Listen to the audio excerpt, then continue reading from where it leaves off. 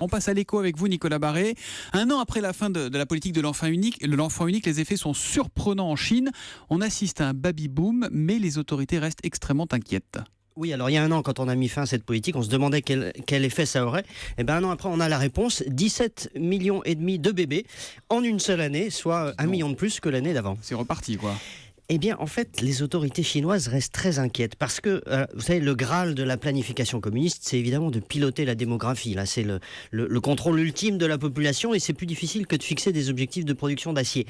Or, malgré ce baby-boom, les autorités sont obligées de constater que la natalité reste très très basse, d'où un vieillissement accéléré de la population. Le taux de fécondité est de 1,05 enfants par femme, c'est-à-dire la moitié de ce qu'il faudrait pour simplement assurer le renouvellement de la population. La Chine va perdre 90 millions de personnes en âge de travailler d'ici 2040 et c'est dramatique, c'est un pays qui sera vieux avant d'être riche. Mais sauf si justement les naissances repartent, ce qui semble être le cas. Oui, mais les autorités chinoises craignent que ce baby-boom, en fait, ne dure pas. D'abord parce que ça coûte très cher d'élever un enfant en Chine.